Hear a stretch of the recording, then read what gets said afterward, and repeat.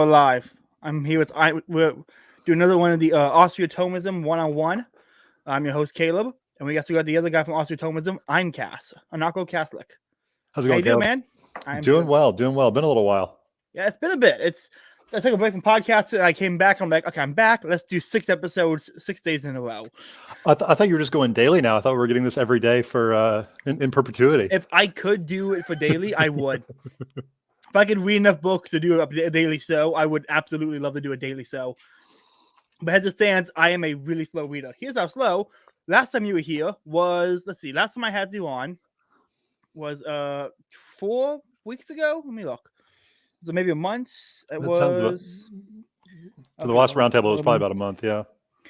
Let's see. No, not the roundtable. Yeah, 2 months ago, I had you on a Faith, Liberty, and Praxis, and we agreed then we should do St. John, Damasucs on the Divine Images. This is only 80 pages, and it took me 2 months. I didn't even finish it. So I'm a very slow reader. It's amazing to get anything done. But let's get into this. So before we go into the book, let's talk a little bit about what is iconoclasm. It originated in the 6th or 7th century. We're not quite sure. Some of the inspiration for it, they think, came from interaction with Islam and how Islam did not draw Muhammad or Allah or anything because it was wrong to depict things. Some of the theory is that they were Christians got zealous of their holiness and said, we got to do the same. What do you know about iconoclasm? So as far as the sort of the controversy from that time period, it seemed like it started with the Byzantines. I think one of the emperors actually tried to start making decrees about what could and couldn't be shown. And it's interesting because clearly up to that point there had been a developing tradition in the church of venerating images. Apparently, starting very early on with actual relics and things that were directly tied to either Jesus or the saints, and then as the church spread a little bit more, it became sort of easier to have images around. So that's I don't know a whole lot about the actual controversy than that, but that seems to be the basis. It seems that there seems to have been a lot of Eastern influence from motivating it. I will say I tried to watch some podcasts today on the Council of Nicaea when they dealt with this and the 7th Ecumenical Council. And once I would love to be able to tell you when and where these things happened. Moment Catholics start bringing up different councils, my brain just distances and disassociates. I cannot. I have tried, and I would love to be one of those guys on Reason Theology who can just quote you the councils. I don't know how to do it. That's a weird kind of autism to have this thing memorized. Yeah, and it's sort of detached from our awareness of the world and history. Someone told me, "Oh yeah, this was happening in I don't know, Tunis in 500 AD." I'm like, I could probably find that, but I have no idea. Historically, politically, there's sort of just this blob of Christendom and for over about 1,000-year period where you can sort of exchange things. I probably wouldn't have a great idea about when or where things were happening. It's from Aquinas to now, and then Egypt and ancient Greece. That's my history. That's it. Anything that's not in those windows, a little bit of Rome. That's about it. That's my window. Right. So that's definitely one thing that I'm going to change, and on this podcast I'm going to cover. I'm going to get in touch with those guys in Reason Theology.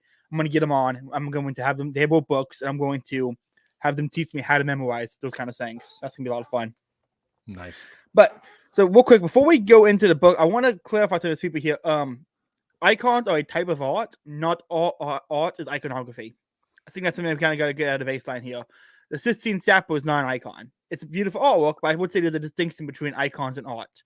And so I want to get that clear because I know some people will look at Renaissance painting and be like, see how sinful that is and for debauchery. I'm like, okay, no. You could say that, but I don't think it's true. But you could say, but I don't think that applies to icons. I think there's a distinction there that some people don't want to draw. Yeah, it's probably even definitional. And if you have something that is profane or wicked, it almost by definition can't be an icon.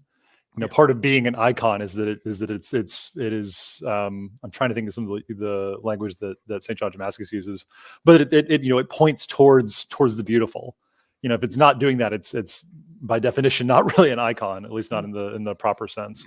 Yes, it's funny. I had Belkov on 2 days ago for a stream on what is beauty from his piece he wrote for the website, and I'm going from that discussing beauty to this discussing the beauty again with the icons. All podcasts, Austro-Thomism has apparently been on a beauty kick. It's a good place to it's a good focus, I think, to start on, because I think it's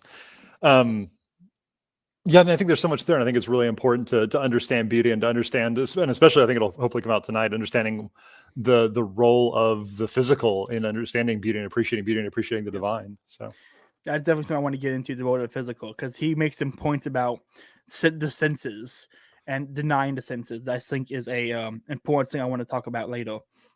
But let's get right into the book. What were your big takeaways from reading it? Yes, I'd say the big ones.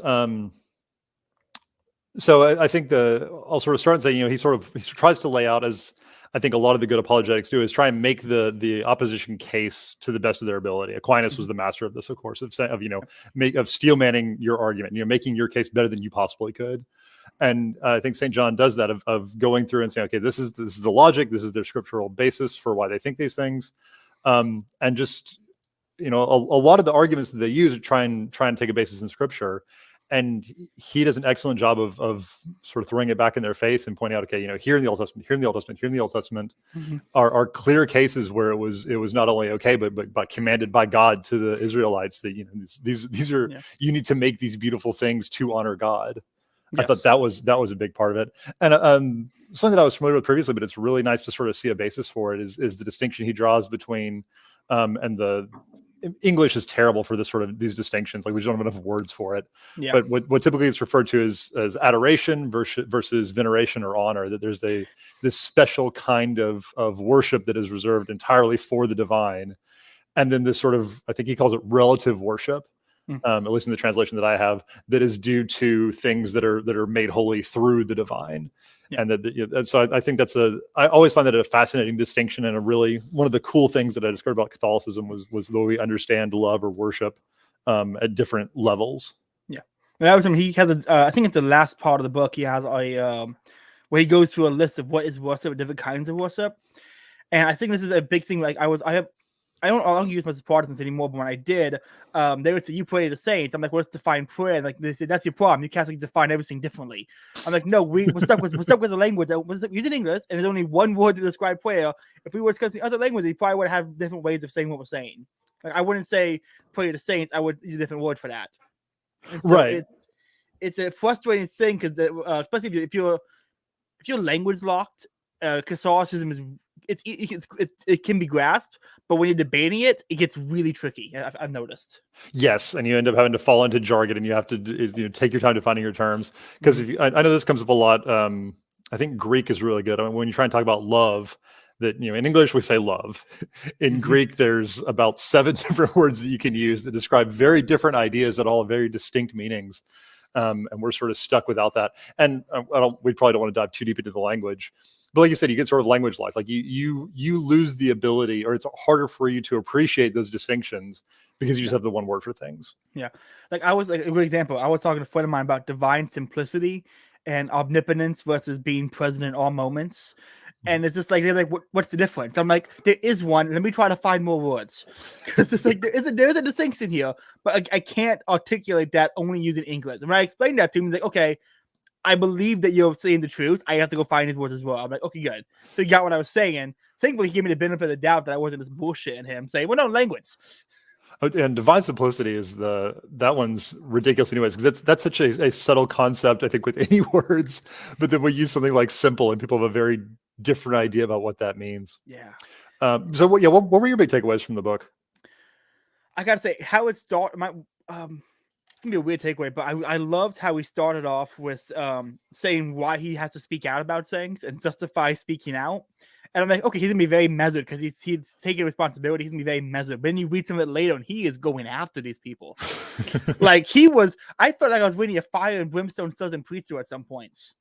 Like, he was just like yelling at these people almost, it felt like. And he's right, and he's making great points, but it was very here's why you're wrong. I'm going to tell you why you're wrong. And then when he compared, maybe I thought about Satan being jealous, like saying iconography, comparing iconography to what Satan's impact has on it, with Satan being jealous of the veneration and the and worship that he has to try to taint and rob us of our seeing Jesus on the cross, or seeing Jesus in a painting.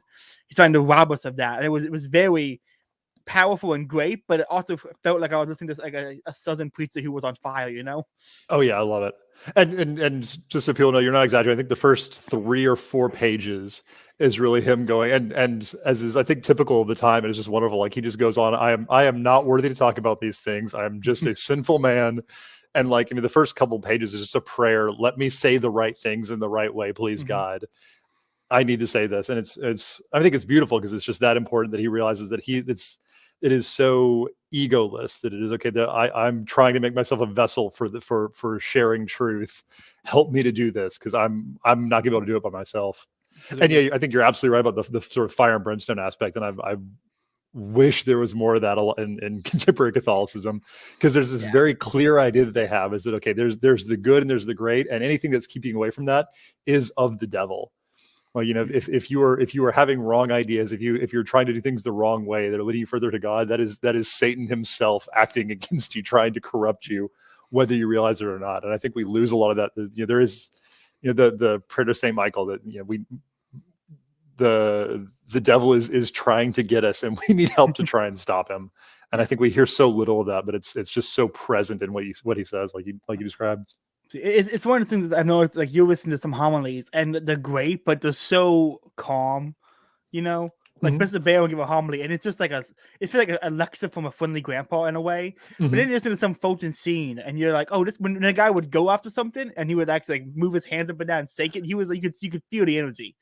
I wish we had someone like that today who was giving homilies and lectures who was that energetic about things. But I guess I also get how people aren't that way, because people associate that with stupidity for some odd reason. Now, when you're energetic about something, you're seeing you're dumb. It's weird. Like if I scream about let's think of an example. If you be a smart person, but if you're angry and yelling about things, people associate anger with it being irrational. And so I can't angrily freak out and yell about something that's very important without seeming irrational and undercutting my own point. Because I don't like that. It's the anger, the force of my language to demonstrate how much I care about something, not my irascibility to properly articulate it. Yeah, and I'm not sure how that idea sort of penetrated into the modern mind so much. But you're absolutely right that we don't really. There's this idea that emotions are bad or wrong, or if you are emotional, then you're being irrational. And to some credit to that, if you are being ruled by your emotions, something is wrong. Like if you're angry and therefore you're doing things, something's out of kilter. But I mean, we have emotions for a reason. We feel things for a reason. You get angry for reasons. And if that anger, if you can have righteous indignation, if something should make you angry and makes you angry, and that anger drives you to do good, that it's really important. Like, you know, it's a good thing to feel that anger. If we didn't, and sorry, if we deny ourselves those things, we aren't really embracing what it means to be human. I mean, part of being human and being embodied is that you have emotions, and you have them for a reason. And if you try and be a stoic, if you try and be, you know, this is the Star Trek criticism, right? It's this idea that, you know, the Vulcans are perfectly stoic and irrational and unemotional, and therefore they can be perfectly rational. But they are missing something that's fundamental to their rationality, because there's no motivation to act if there's no emotional drive. Side point: I loved how Next Generation kind of took the Vulcan thing with the data and flipped it on his head a little bit, and they made someone who couldn't feel emotion but was wanting to feel emotion. I loved how they flipped it. But on emotion, like this is I got from Ayn Rand and Yuan book, and again, this is a Catholic, so we're not objectivists, but there's a lot of great things in objectivism. Yuan book said emotions aren't the answer.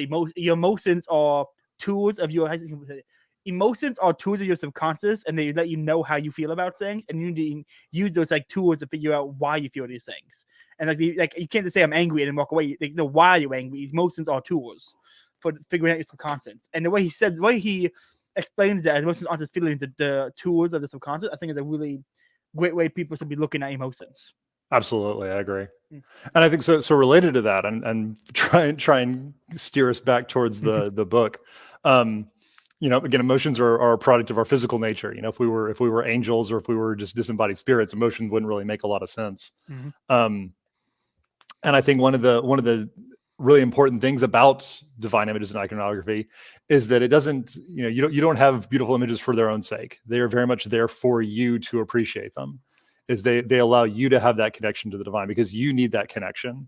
or to the saints or to whatever it is that is worthy of veneration. Here's a quote from St. John Damascus. Through the icons of Christ, we contemplate his bodily form, his miracles, and his suffering, and we are sanctified. The icons of the saints are filled with the Holy Spirit. What a book is to the illiterate, the image is to the what a book is to the literate, the image is to the illiterate. These are quotes in the book, anyone listening. And continuing on Icast's points, like, how do I put this in the best way? I lost my train of thought. I'm sorry. My favorite wine was on sale, and it's I don't know. I've only had one glass, but still, my brain's not as smooth. Please continue with what you were saying before I cut you off. Sure.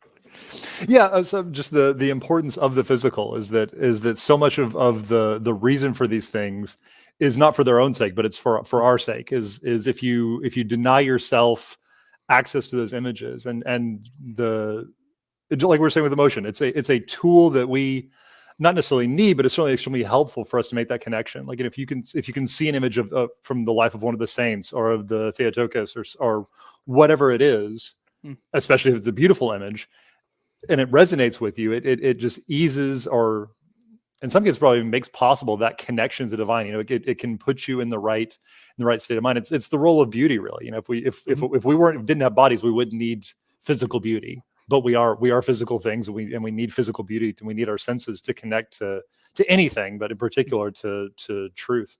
Yeah, let's get into so he references the Bible a lot, which is great. It's one of those points where a lot of people would say, "Oh, Catholics don't really read the Bible; they have their philosophy, and they're more of a like I've heard expressing that Catholics are more of a philosophy than a religion."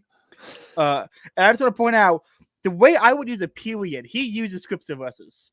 Okay, he is referencing scripture all the time, and Belkov was talking about this book. He read the scholarly version of it, so the citation would have the verses in the bottom.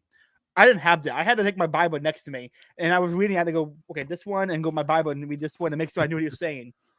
It is full of scripture references. Even if it's an offhand reference or a example of a story, just cite the reference. Like these people, like their language was, they would write in two languages: whatever language they spoke, and in the Bible. No, exactly. And it's, I guess we'll sort of dive into, if you don't mind, sort of get into some of the details of what the argument is, because the sort of primary argument that the iconoclasts were making was looking at the Ten Commandments and this prohibition against making idols or making graven images, and then claiming, okay, so any icon or iconography is a graven image and therefore forbidden. And what St. John Damascus does is points out all these times in the Old Testament in particular, where, okay, you know, God commanded the Israelites, this is the way to decorate the Holy of Holies. This is the way, you know, carve cherubim into this, make animals, you know, shown venerating this, and all these particular things where this important art of either angelic or mere matter was seen as proper, and again commanded by God to do these things. So clearly that wasn't a graven image. So there must have been something good about it even in the Old Testament. Absolutely, it's. I have a friend on Twitter who some remain nameless, but he is very anti-statue, anti-icon, anti-beautiful churches. I really want to. This is what I want to get into later about how the rejection of icons led to a rejection of beauty. Which I would say wasn't Luther, and he wasn't an iconoclast in a sense, like he was around the time period, obviously. But wasn't he a fan of icon? Like, didn't he make some stuff about? I noticed a connection between Luther and the iconoclasm, about how he didn't like icons. So as far as I know, the Luther himself was fairly pro iconography.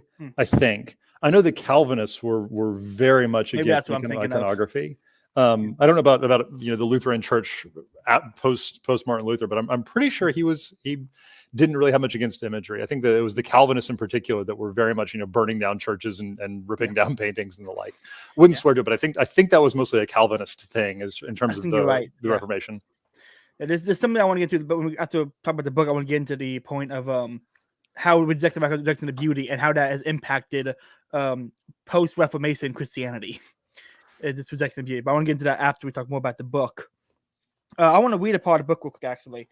It's if anyone listening, it's so how it's written. So he has paragraphs that are numbered, pretty much, and there's 3 apologies. And so I want to read the 16th paragraph real quick here.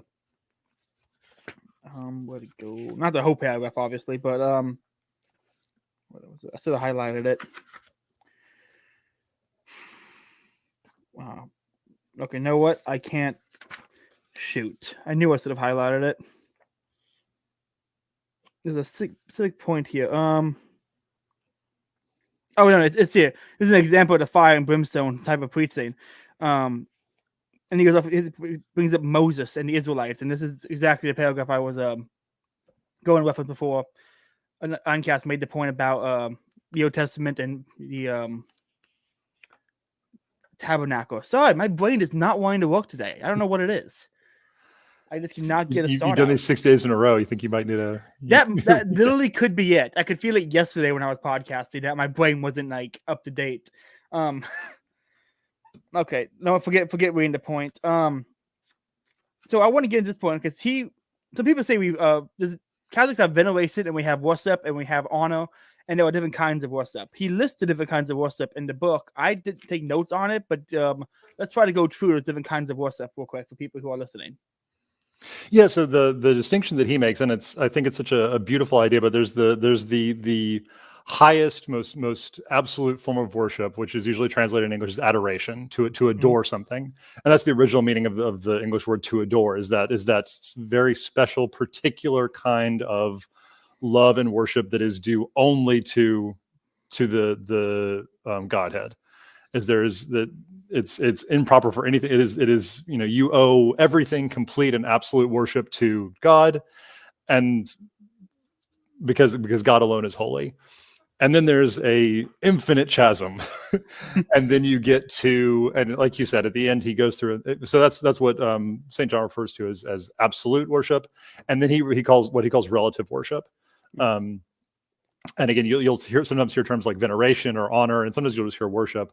But this can be to the Theotokos, or to the saints, or to holy relics or holy places, or the scripture, or these things that are material, that have been made holy by their connection or by the presence of the divine. And these are the things that we revere, that we venerate. Yeah, people are bow before angels. People are bow before like prophets. People are bow before certain locations that were holy. It's just honoring things that are holy, and not just the worshiping God Himself. There's a distinction. And if you're gonna say that it's wrong to venerate things that aren't holy, then point about people in the Bible when they bow before an angel or something. It's like it's a very weird critique that I don't think has a lot of standing if you actually look into it. Right, and I think it's a definitional thing, because he also mentions that we venerate each other as Christians. Being in the image and likeness of God, you have some connection to the holy in you. It's not the same as it is to a saint, or to Holy Mary, or to some of these other things that are sort of higher up on that totem pole. Yeah. But it's of the same kind. I venerate you. I recognize, essentially saying that I recognize the holiness that is in you through your connection to the divine. So to say that you shouldn't venerate the saints or venerate these other things is to say that you shouldn't have respect or appreciation or love for your fellow man, in a sense. And again, because this is, even though if I don't venerate you the same way that I would a saint that is sort of above, it's varying by degrees.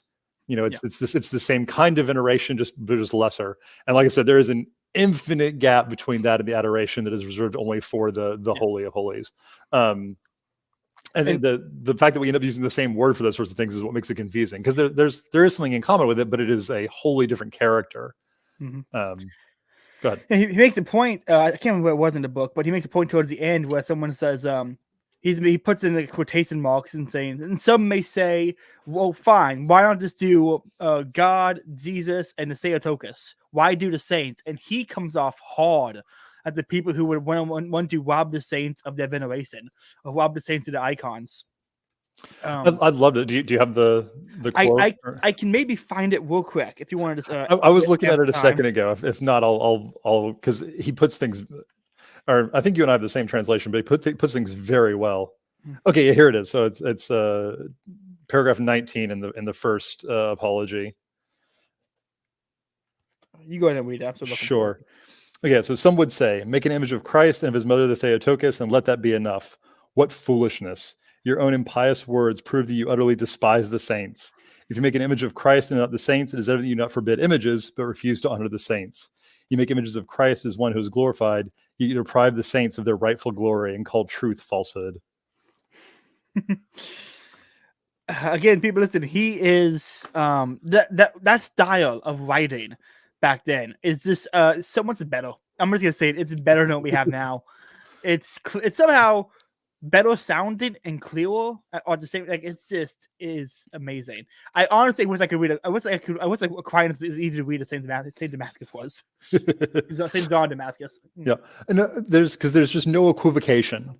There is no attempt to try and sugarcoat or relate to the other side. It is, here is your argument. This is why is it explicitly wrong, and you should feel stupid for making it. Yes.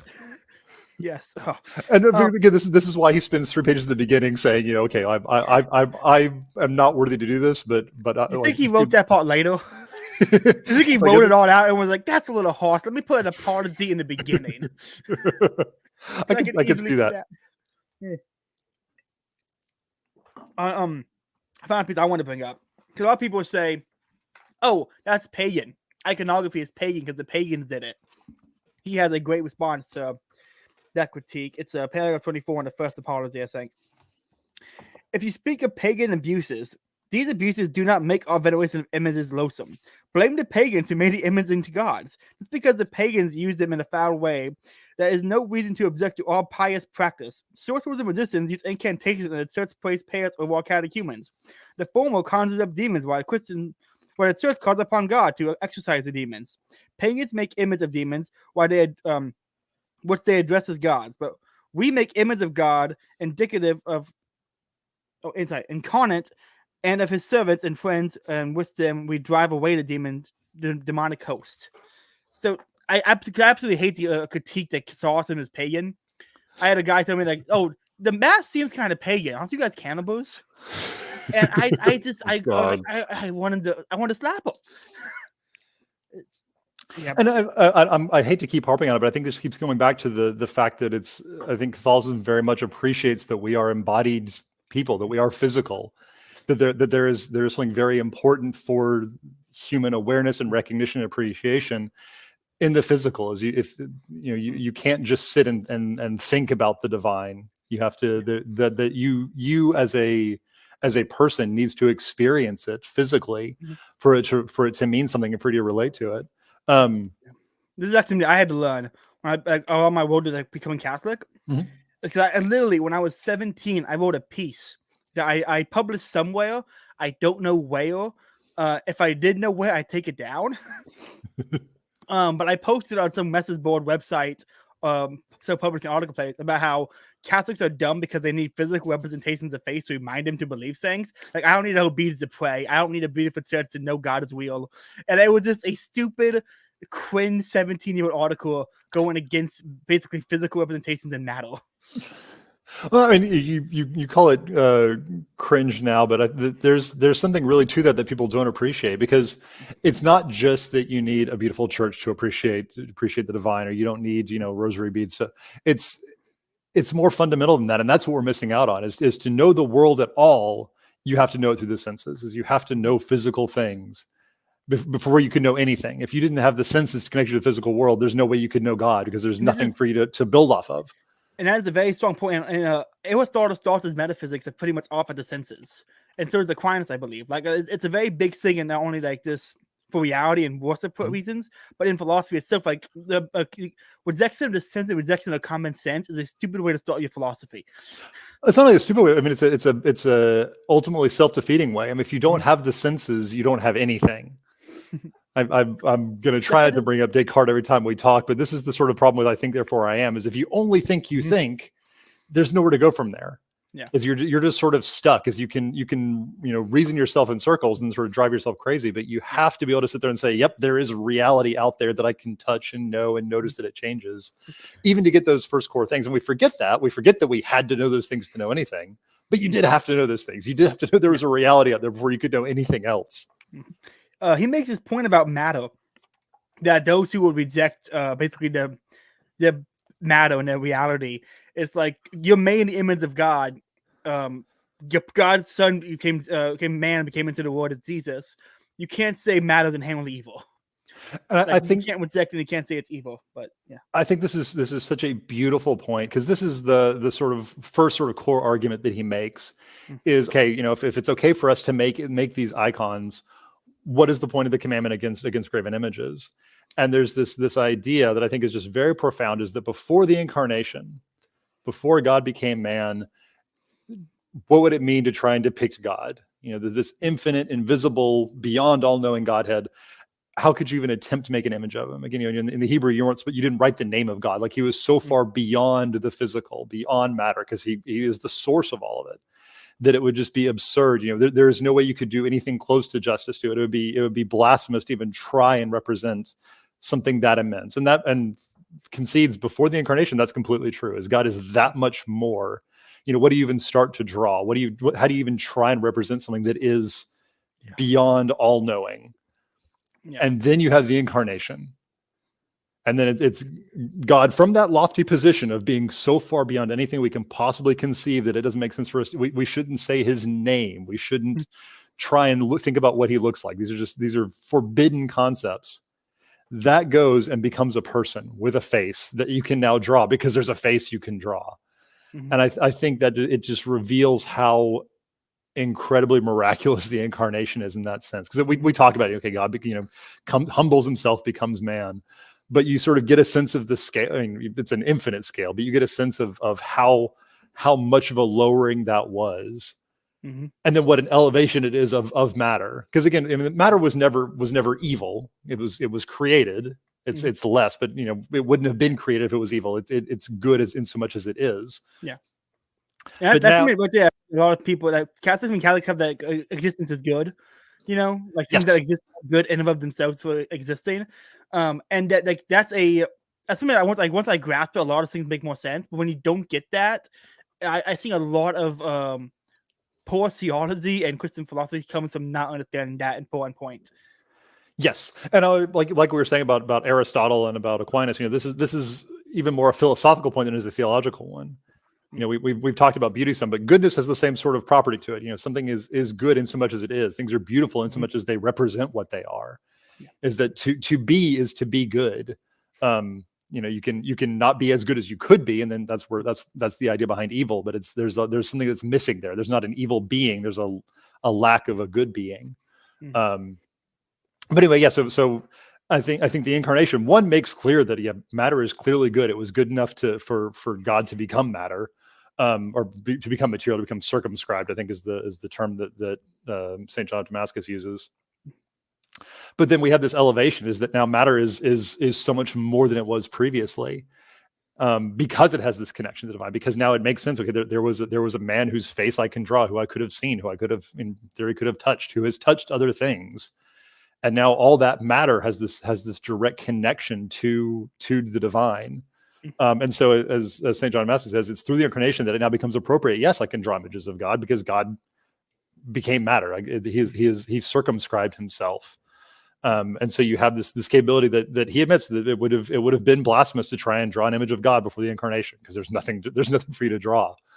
But because of the incarnation, we have this direct connection to it, that people could have had seen Jesus and know what he looks like, and that there is a face, that there is this connection to matter. And I think that's such a beautiful realization to understand why this is how much we are elevated by that lowering. Absolutely. So that's all the notes I had on the book. Is there anything you want to talk about with the book?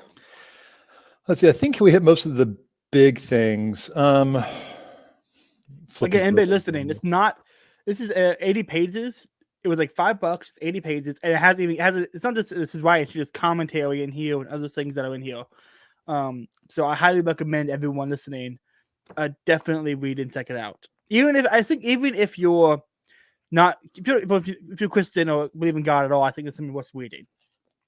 Yeah, I'd agree. And it's like you said, it's a quick read. Like if you go through and check all the footnotes, it probably takes a little bit longer, but just the actual text itself goes fairly quickly. And actually, but we didn't mention this, but between the apologies, he actually sort of gives a lot of references to other church fathers that have said similar things to try and bolster his argument, which are quite good.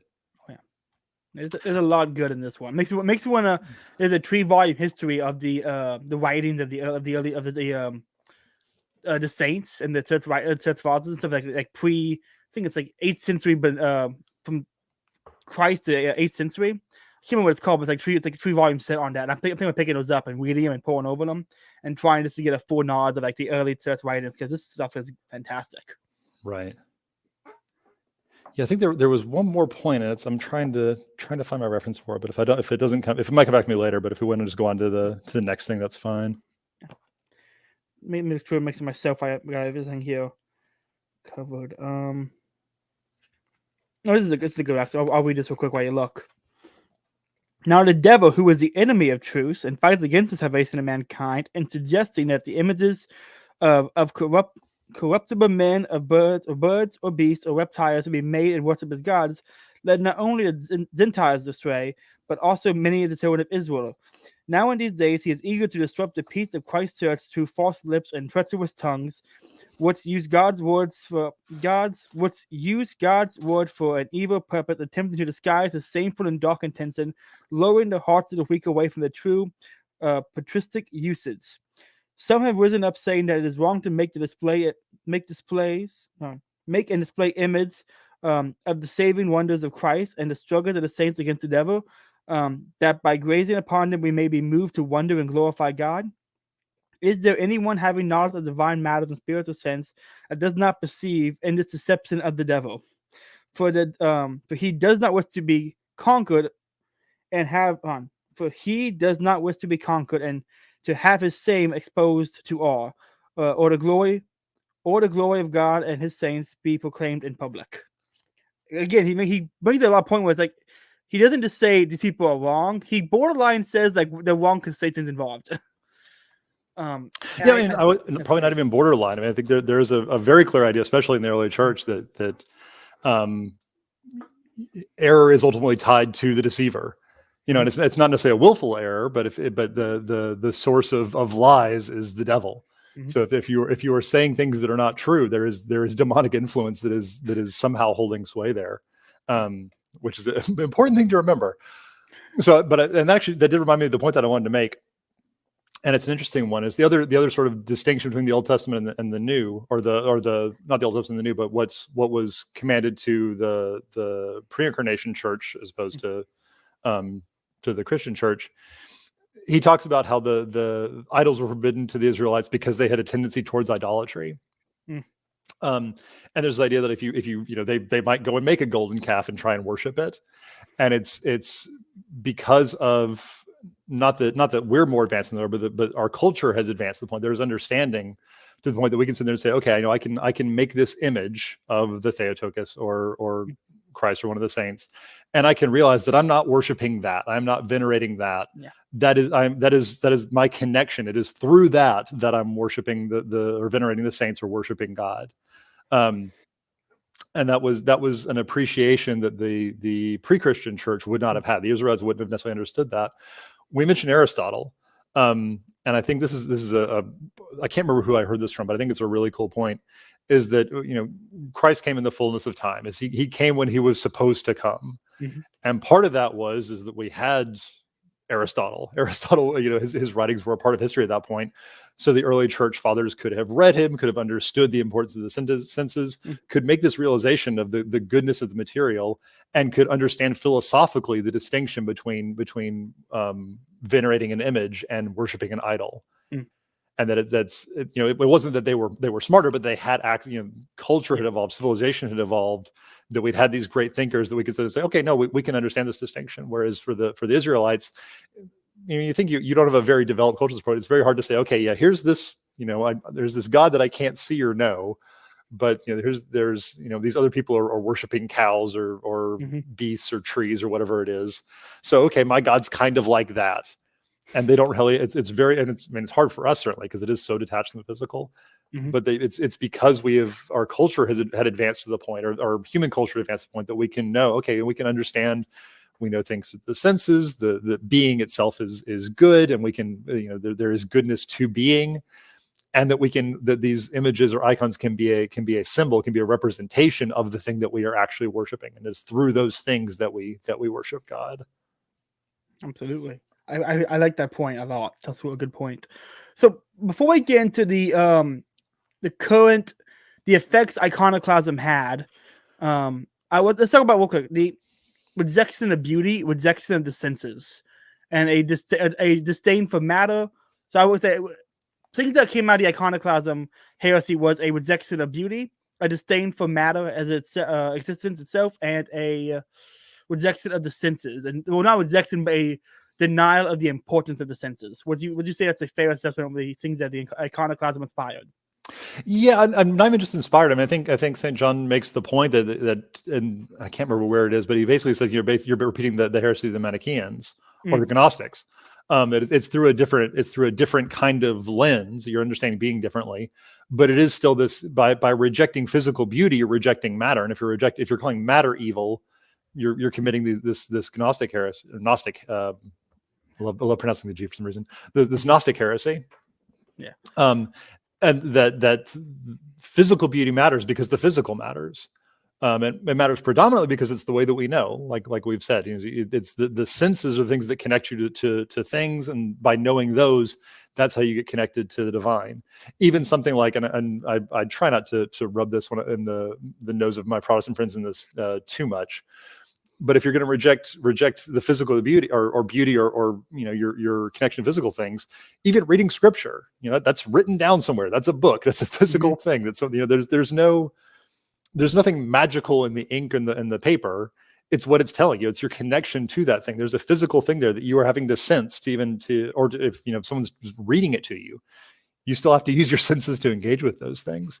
So it's only through the sensory that we can have that connection. And like the point you made about the role of emotion, the role of beauty in that sense is to signal to you that there is goodness here, that there is great being in this. And so the role of beauty is to enhance that understanding. So I think you're 100% right. I think I agree. So I don't think Protestants are iconoclasts. I would say there's a lot of iconoclasm in Protestantism, though. I would say that, and this is not to be insulting to Protestants. This is an observation based on going into your churches and not seeing anything religious. And I would say we don't want to lump them all in together. I mean, all Protestant denominations are not the same. I think there's only some denominations that are much more open to iconography and to beauty and to having beautiful churches, and some that are much more opposed to it. This is to me. I have a part I keep doing when I say Protestantism. I mean Puritanism, Calvinism. I know Protestant includes Anglicans and the loose ones. But when I'm thinking of them, I don't. For some reason, my brain is not associating with Protestantism. You think mainline Protestant? Yeah, it's like, okay. For me, a Protestant is like I think about American Protestantism. Right. That's what and so I need to work on. So I need to. So anyone listening, if I say Protestantism, just know I'm not talking about Lutherans. I actually like a lot of Lutherans. Same with Anglicans. I mainly mean Calvinist, Puritan, that kind of split. The less how would you divide that? How would you describe that split exactly? Because there's something different about the Lutheran and the Anglican as opposed to. I guess is it a high church thing? Like, what would you? How would we divide that split up evenly? You think? What do you mean? What do you mean divide it up? Well, I mean, like if I say Protestantism, it technically means there's a Lutherans, Anglicans, and Calvinists, and a Southern Baptist, all Protestants. But a Southern Baptist and a Calvinist have more in common than, like, say, a Southern Baptist and a Lutheran. Like there's a distinction in the churches that are being built and in the ways they teach and the ways they do things. It doesn't seem fair to rope them all into one. You know what I'm saying? Yeah. I'm not sure the best grouping for. I mean, I think usually the sort of census thing is to say, like, mainline Protestantism, I think, is the term that I've heard to distinguish it from Episcopalian or whatever else. Yeah. Okay. Mainline Protestant. Got it. So I would say mainline Protestantism is, again, I don't want to hate on Protestantism. I want to hate on Puritanism specifically. I think there's a lot of problems come from Puritanism. Puritanism definitely rejected the beauty. Definitely rejected. I mean, you look at what do they call it? The my brain's on, but they're the pacifist ones. You're not movie. Oh my god, my brain does not want to work today. I'm still taking a nap. I'm on enough an hour of sleep. Are you thinking Let of me like just the Amish or no, they're Amish? like the Amish. The pacifists. They didn't fight in Civil War. There's a movie Quakers? about them. Quakers. Thank you. Kept wanting to say Seventh Day Adventists, and I'm like, that's not what it is. The Quakers. No, the Quakers rejected beauty so much they rejected like music. Like there's definitely a thing with they had churches where they don't they. I had talked to Protestants, and they see beautiful things not being as honoring to God, but as a vain attempt of man to fulfill like a beauty. Like they don't look at someone who built a church and go, "Yeah, that guy was honoring God." Dude, that guy was trying to honor his own ego. Like they have a very weird view of people who create art and of icons. I don't know. I think there's somewhere in there is a fair criticism that you say they don't listen to music. You can certainly have things that and going back to our talk about emotion, that engage the emotions but don't engage them to the right ends. You can have emotions that are not ordered towards good. You can get someone really angry about the fact that they're having a church service next door and have or that they're having icons in the church and rally work them up into a frenzy and they go and tear down all the beautiful art and stuff. That's still emotion, but it's emotion not at the service of the good. Yeah. And so there is something to be said for just because something is, you find it attractive in music or art doesn't necessarily mean it's good. That's the proper thing is for truly beautiful things to represent their own beauty, but you can have deceit in purely material things as well. Yeah. I think the Protestant problem is they apply that deceit to everything that is beautiful. Yes. They apply it to all things, like, oh, men are fallen. I agree, men are fallen, but they seem to take the men are fallen to a degree where it is incapable for them to do good. I think that's where I think that's where a major problem. Yeah, which philosophically just doesn't make a lot. If you were fallen if there was no good to you, you couldn't be. Yeah. If you were fallen, it means you are much less than is proper to you. Our fallen nature means that we don't have humanity in its perfection in ourselves as we should, but it doesn't mean we have nothing. There's still something, there is something to us, and that something must be by its nature good just because it is. Mm-hmm. Absolutely. Let's talk about, do you have anything you want to add before we move on to like the political side of modern iconoclasm? So I guess the one other thing is, and I think this gets referenced also in the book, is sort of this other side to iconoclasm. Is if you look at some of the very early church when the sort of Roman pantheon was falling away, and the early Christians would go and just tear down all these shrines to Zeus or Poseidon or whoever it was, and they'd build churches in those spots, and because those were idolatrous. They might have been very beautiful. I'm sure you can make very beautiful edges of false gods, but they're still false gods. And so the early Christians did tear those down and built churches in the place in the smoldering ruins where they left those other churches. Which, I mean, that is, strictly speaking, I don't know if it's iconoclasm, but it has the same sort of fervor behind it. Yeah. But like you mentioned when St. John makes the comparison to paganism, is that it's corrected in that case because God is the one true God. And it's because he is the one true God, and he's not a false God, that it's appropriate to build these to venerate or to worship him and to venerate the saints. Whereas in the case of golden calves or Beelzebub or Moloch or whatever, you can try and build shrines. Those are evil. Those are false in a way, and tearing down that beauty is or that false beauty would be correct in that case. And I have more to say, but I suspect it's going to tie into the next topic. So I'm going to let you go ahead and jump on in. So I want to read an article. People listening, there's an article. If I can find it again, I'll put a link in the description. But it was comparing Democrats and modern liberals who were tearing down statues of Confederate heroes or of statues of any kind the modern example of iconoclasm. And the article makes a strict point saying it was good kinds when they tear down, statues of Karl Marx or Hitler. That is good. But there's definitely a current strain that is against. I would say there's definitely something secular that is against beauty. Walter Scruton talks about this when he talks about modern art being against beauty itself. Where it's like, no, this is What's beautiful for them is literally a can full of excrement. Like it's like they have a can of shit in a modern art museum, or the buildings are not about beauty, they're about utility.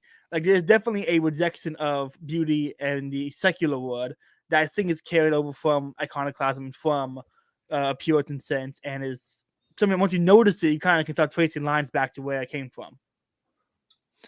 Yeah, and I think what it points to, and this is true of the early church and the pagan religions that it was tearing down.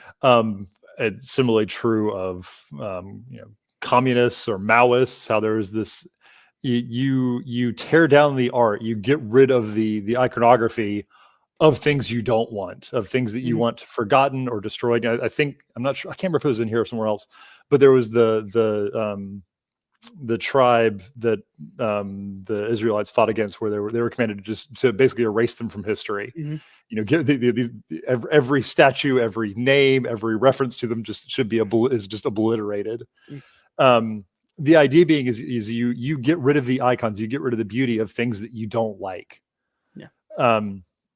And so, when we talk about the sort of the current state in politics and trying to tear down statues, the goal should be explicitly understood to be, we want to get rid of this. We want this to be forgotten from history. We don't want this. And I think it's a pretty serious knock against sort of the mainline Protestant denominations, or against Christian iconoclasm. If you are a Christian and you think we should get rid of Christian icons, you're following the same plan of everyone that's tried to destroy Christianity in history, or who's tried to destroy something good. Is the way that you combat something, the way you try and beat something, is by getting rid of its beautiful images or beautiful ideas. Absolutely. There's a great piece from Thomas DiLorenzo. When the left was tearing down like Robert E. Lee statues, he tried to say, "Hey, here's a target, Lincoln," and he tried to like make all these arguments of why they should tear down Lincoln statues instead. Which is, so I think I'm how to put this.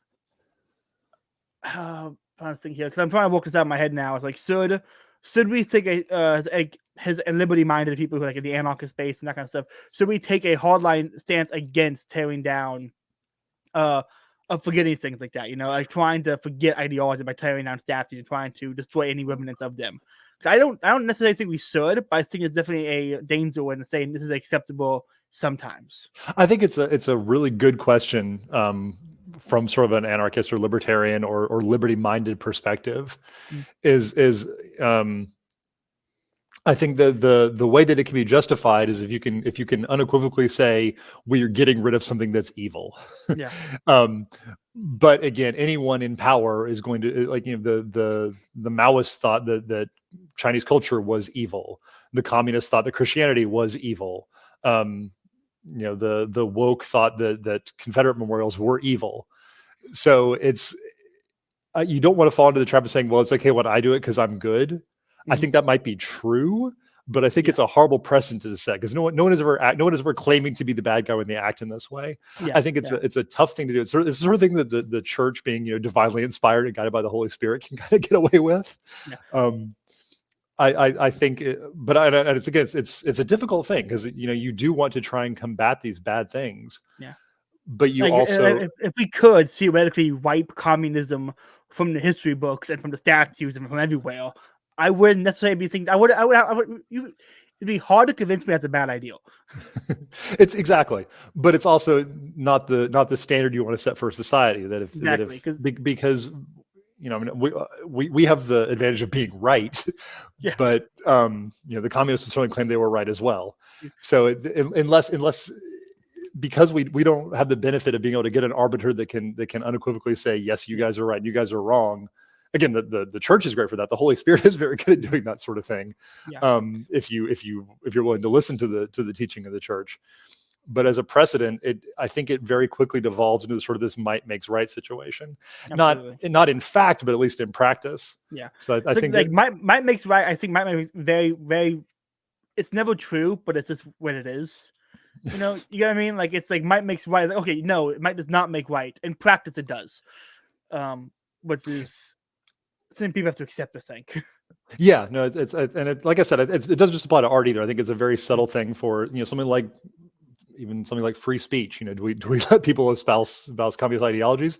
Yeah, because we want to, and also because we understand pragmatically that good ideas will win in the long run. Yeah. We know God wins in the end.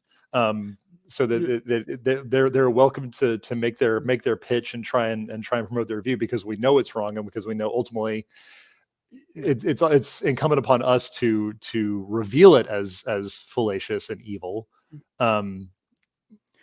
Because if we challenge them to do the same, they're going to fail. Yeah, I got into an argument with a trad conservative guy, and I explained to him the same argument, and he was like, "But we're right and they're wrong." I'm like, "Yes." He's like, "Okay, then we should destroy it." I'm like, "Yes, but not in the way you're thinking." It's just like it was. I always said, like, what's the difference between conservative cancel culture and leftist cancel culture? He went, "We're right and they're wrong." I'm like, okay, yes, there is a difference, but in practice, how does that actually fail? Because they think the same thing. So yeah, but they're wrong. I'm like, okay, you're being 5. I'm not going to continue this conversation. Yeah, but I mean, there's something to that. Like he's not wrong. He's not wrong. Yeah, again, but it's such a hard thing. It's such a hard distinction to make, because yes. And I think it's something that it's a serious issue, especially right now, because things feel so daunting, and it feels like, okay, we need to fight as unfair as the woke do, or as the evil do, because we've sort of forgotten the other tools we have. Because ultimately, if we're right, there are ways that we can combat them that they can't use. We don't need to we could rely on censorship. They have to rely on censorship. Yeah, because if given a fair hearing, truth is going to win, and it might be a harder thing to do, but they can't win through truth. They can only win through censorship. So exactly, I think you have a bit of a disagreement here. Is this is a very marketplace of ideas kind of saying, and I don't believe in the marketplace of ideas. So this actually might be where we have a bit of a disagreement here, because I think you're right, truth will win out eventually, but I don't know if that is always going to be I don't think there's an effective how do I put this. Truth is going to win out because eventually God's going to come back, and that's what truth is going to win. I don't know if we if that end point makes it incumbent upon us just to say, well, truth will win out in 5 and whenever it happens in 1,000 years or so. I think there is a point where it's like, okay, no, like if Ron DeSantis in Florida wanted to say, hey, it's illegal to teach CRT, I'd be like, okay, yeah, make it illegal to teach in public school and private school, and make it illegal to teach everywhere. Make it a safe, like censor that idea, because that is a subversive element that is going to destroy this area. I think it's okay to do because what's right and they're wrong. There's a problem with it, but at the same time, I know we're right and wrong, but I'm not trusting in the average person to actually know right from wrong. Right, and there's an article on my Substack up from probably November, December called "Any Port in a Storm." Where I talk about this idea as, okay, are we okay with in particular, states enacting measures that defy any kind of libertarian ethic, but they do it to oppose a more totalitarian impulse by the federal government or something like that. Mm-hmm. And again, I think there's some difficulty there from a principle perspective in trying to get the right answer. But yeah, in that regard, I completely agree with you. I think it's you could take shelter behind people that aren't doing things they're supposed to do. You have to be careful about how you do it. Exactly. Because we don't want to sacrifice our principles. We still need to sit there and say we understand what's right and what is good and what we should do, but we are going to protect ourselves from the manifest evil that's attacking us. Yeah. This is a problem I think a lot of principled libertarians fall into. I love them all. I love all principled libertarians, but after reading Burnham, I have a bit of a problem, I think, with some of the principle types, and it's that you are. This is the term I got from Patrick Smith, who's like one of these guys I'm actually talking about when I reference principled people. He's a peaceful parent. And I asked him, like, what happens if you adopt a kid? And he goes, well, you haven't laid the groundwork for why peaceful parenting works, so you're going to have a bit of a problem because you're going to philosophize midstream. I think a lot of libertarians are trying to enact libertarian property rights in a civil rights society that does not respect property rights. And they are philosophizing midstream. So I think there's all, like you said, you should stick to your principles, but you have to understand you are not anywhere near where your principles are going to be accepted anyway, and maybe drop some of them for practical reasons. Yeah, I mean, I'll equivocate a little bit here. I don't think you don't necessarily drop your principles. I think you can't sit there and the sort of extreme autist libertarian perspective. Okay, assume we have a libertarian anarchic capitalist society, then, and that doesn't do anybody any good. there's certainly an element of pragmatism that's necessary. Mhm. I mean, from a moral perspective, I think if you understand your principles well, sacrificing them should be anathema. I think there's an issue of understanding, okay, what exactly are these principles, and what is licit to do in the face of evil? Clearly, we don't need to respect the property rights of people that stole everything that they own. I put out a tweet the other day and I said, everyone has rights. I don't see why I should respect those who don't respect mine. And it's kind of tongue in cheek, but if someone tries to aggress against me and no one respects my rights, I said I'm not going to. If someone puts a gun on me and I shoot him, that's not me. I'm not respecting his rights because I am violating his rights by killing him, in a sense. But he also violated my rights first, so it's justified. I think you can make a similar case for dealing within the state. Like the state's already violated my rights by its existence, therefore actions I take within the state or if it's measured, it's in response. Therefore, it's acceptable under a libertarian principle. I would say, but I'm not really a libertarian much anymore, so I don't really know anymore. Yeah, I think that's a valid critique, and like I said, it's a matter of properly understanding the principle. Yeah, is okay. If their property is stolen, is it okay for me to take it back? And there might be some disagreement between different schools of thought. But if you understand because like you said, you understood, no, this is okay for me to do because of this. It's not really a violation of your principle. It might help elucidate or clarify what the principle is that you're trying to adhere to. And I think that's a really valuable exercise for people that do want to sit there and say, okay, it doesn't matter. Doesn't matter that they have no respect for my property rights and they're constantly trying to steal from me. I still shouldn't infringe upon theirs. I think that helps shape what the correct principles are to think about in terms of liberty. Absolutely. So before we wrap this up, what are you currently? I know you are you currently working on anything? Because you have a Substack. You're now writing Austro-Thomism. So are you currently working on anything? And what can we expect coming out soon? So a lot of my Substack right now recently has been related to, and a lot of my Twitter honestly has been related to COVID in Canada, because I think those are just politically just really important things. I've got a piece that will hopefully be coming out this week, looking at sort of the fact that the science has changed recently, and why that's happening and what I think that's going to mean going forward. I'm hoping to actually start getting some stuff up on Austro-Thomism. I want to try and switch gears and get in some of the more philosophical bent. Not sure when that's going to happen. Still got a 5-week-old that's sleeping when he feels like it. So I've got about enough. I've sort of turned into my own version of you, where I've got 17 tabs open for different books that I'm trying to read through, and I get through 10 pages of the baby sleeping on me. But my hope is to start getting a little bit more on the Substack. It's probably going to, for the time being, stay a lot more political. I'd love to start trying to get some more stuff up for Austro-Thomism, but I'm not sure what that's going to look like yet, unfortunately. Understandable. I still don't have anything up on that website either, so it's. Bulgy, I'll put us to shame. Yeah, he's already working on a second piece. That was fantastic. That was really good. I was blown away. Like I don't know if it's because he's really great. Anybody listening to go read it, but I've been reading a lot of Deleuze to try to read more Nick Land, and going from Deleuze, where you don't know what he's saying, to reading his work, I'm like, it's so clear. He knows what he's saying. it was really fun. So anybody listening, go watch the episode we did breaking it down, and also read the piece because it's a really good piece. Well, I think that's about it. Do you got anything you want to plug or let us know about? No, I don't think. I mean, Austro-Thomism, obviously, I'm gonna try to start putting more stuff out there. Bulgagov's getting more things. I'm sure you'll start writing. I'm really excited to see where that goes. We have Andrew coming on Popular Liberty, so that's gonna be a lot of fun. That's right. Do we have a date for that? Don't we? Sometime in March 12th. March 12th. Yeah, we're gonna do a roundtable with Andrew. I'm excited for that one. I'm excited to get back in the roundtables and hopefully get some more guests. I'm still writing. Trying to get out something every week. We'll see what happens on my Substack, anarchocatholic.substack.com, on Twitter at Einkath. But yeah, Austro-Thomism. I'm excited to keep that blowing up. Me too. And I appreciate everything you're doing, Caleb. This I'm about 2 or 3 of your episodes behind, like I said, because I'm not having tons of time, but loving the content that you're putting out. I did 2 episodes in one night, and I've been pumping out content a lot. So it's not like it's. I don't expect anybody to keep up with it, because it's just.